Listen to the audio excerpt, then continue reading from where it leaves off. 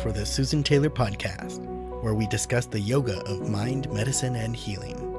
Author of Feeling Good Matters, Sexual Radiance, and the Vital Energy Program, Dr. Taylor imparts authentic knowledge and practical tools that inspire, educate, and empower us to be a healing force for positive change. So join us and take your life and our planet to the next level.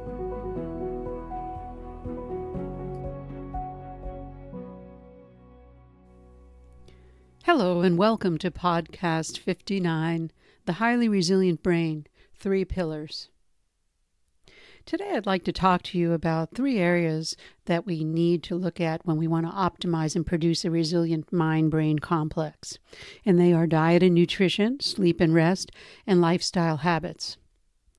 In order to achieve top-notch mental resilience and the ability to utilize our full mental potential, all 3 of these must be coordinated to be in what I term the resilience zone.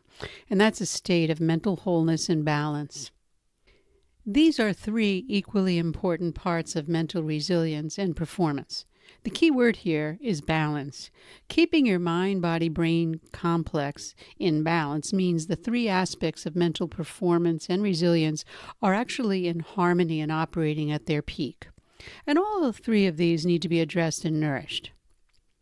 Let's look first and see what a resilient mind means.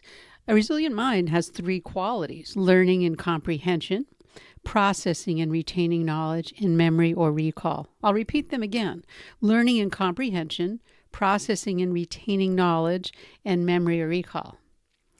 When we address the 3 pillars of diet, rest, meditative lifestyles, these qualities become more optimal.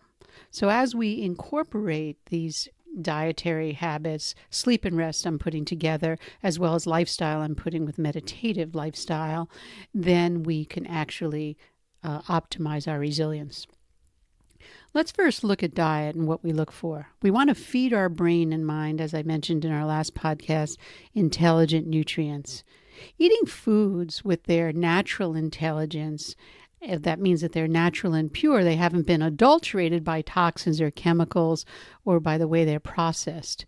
That will actually download a quality of consciousness in our mind, which in turn will feed our brain. These qualities will maximize the intelligence in the foods and provide premium raw materials to be assimilated and utilized, or using what we can say download. We're going to download it in our brain and utilize it, and it's stored in our consciousness.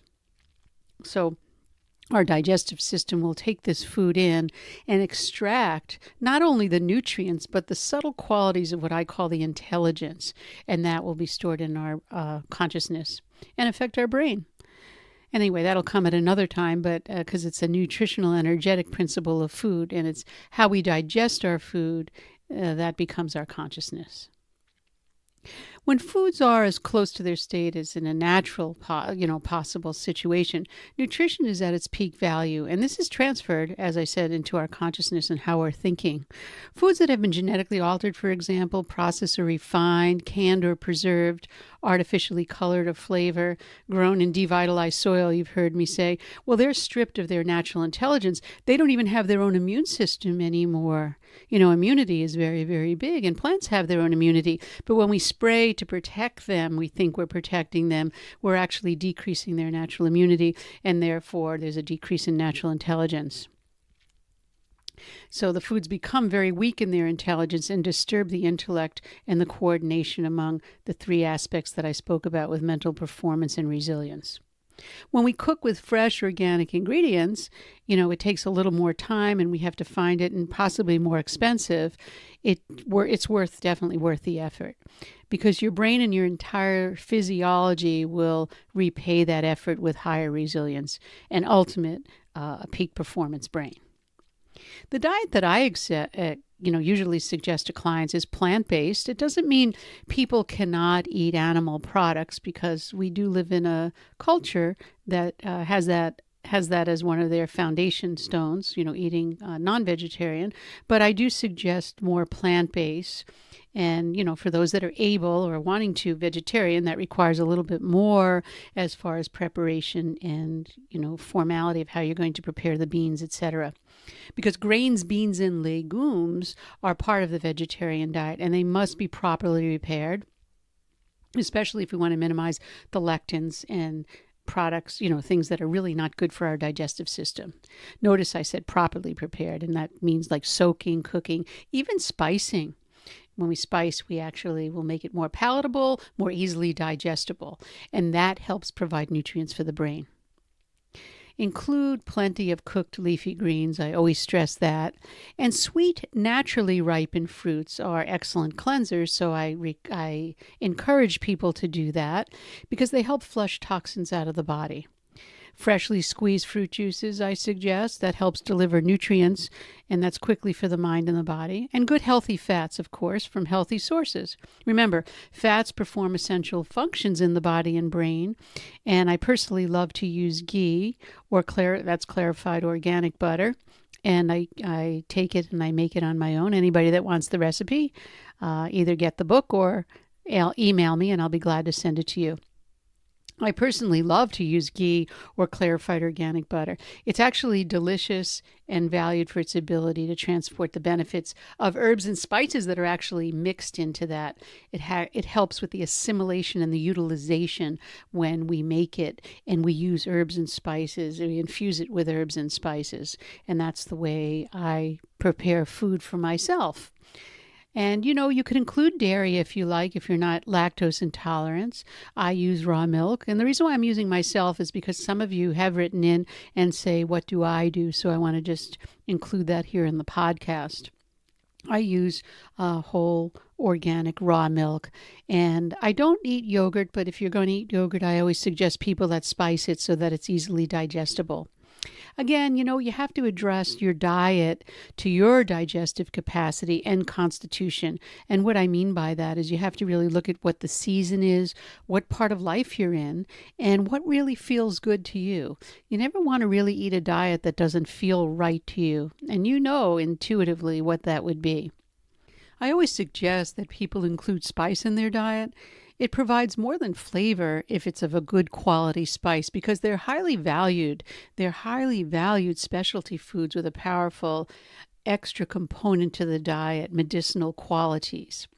Many spices enhance digestion, but they also help facilitate the uptake of other nutrients in the foods, helps clear toxins also from the body.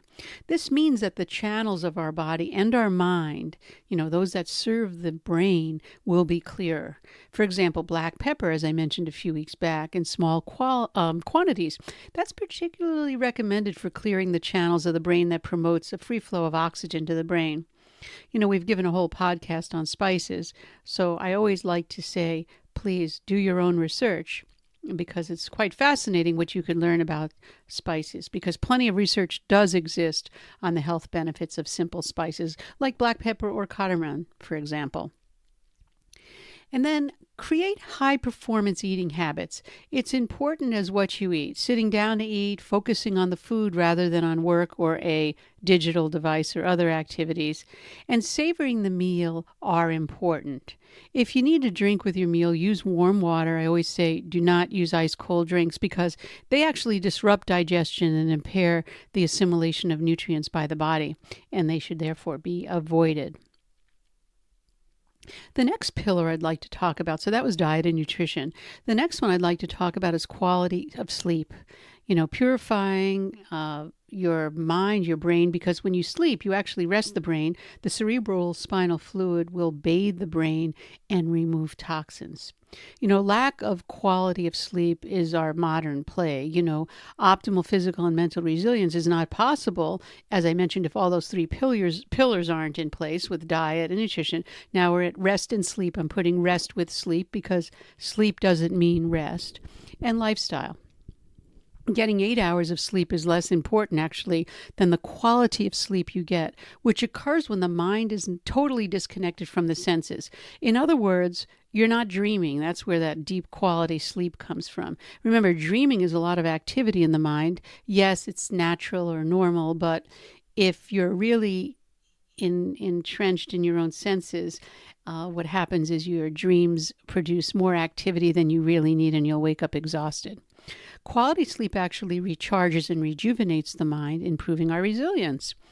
How much or how little you need is an individual matter based really on how calm and focused you are during the day. As you begin to experience more time where you're calm and focused and free of your device, I always say that, your sleep time will start to go down. But as I always suggest, go by what your body and mind tell you. I notice if I'm not worrying or in any type of my mind not being drifted off into some distraction, I find that I need less sleep at night because I'm less tired. So keep that in mind. And the third pillar I'd like to talk about are lifestyle habits, and that could come in many, many different forms, but I'll just speak about it from the perspective of our relaxation and meditation and de-stressing. Because, how you organize your life is important. You've heard me say, bring your life into meditation, and rightly so. Creating habits that induce a calm and focused lifestyle is important if you want to build and maintain resilience. We need to have a de-stress regularly if we're indeed stressed to begin with. Remember, stress is a perceived response or a perceived threat, and that's a response to that threat. It's of no surprise that we're in these challenging times right now, and stress and anxiety are on the rise, and they're actually continuing at alarming rates, and they can slow or inhibit our mental performance. A calm mind, serene in its equilibrium, that means it's balanced, gives us superior focus, attention span, retention of knowledge, and problem-solving ability. That's what we spoke about with the three qualities of a resilient mind. When we control stress before it becomes severe, because we know that stress does damage brain cells, that becomes very, very important. Many prescription pills for anxiety and depression and anything else do have side effects, and they further erode our mental performance over the long haul. So then what do we need to do for that in bringing our lifestyle into meditation? Tune up your mind daily with meditation. It's one of the greatest gifts that you can give to yourself, and that's the gift of meditation. If you're serious about living life fully and wanting to really navigate the ups and downs with skill and precision so you're not thrown off, get involved with a systematic practice of meditation. I recommend that highly. To be prepared as we enter this new global shift, it's essential at this time that I encourage over and over again everyone to take the time to meet your own resilient mind through meditation. So really find where, if you want to do it locally, if you want to do it online, find a way that you can make that happen for yourself. And that brings me to the end of this episode, and contact me at susantaylor.org if you have any questions, comments, or feedback. I'd like to thank you for listening. Our podcast does come out every week, and any questions, comments, or concerns are always addressed by me. If we don't do it in the podcast, I do it personally. And until next time, remain calm.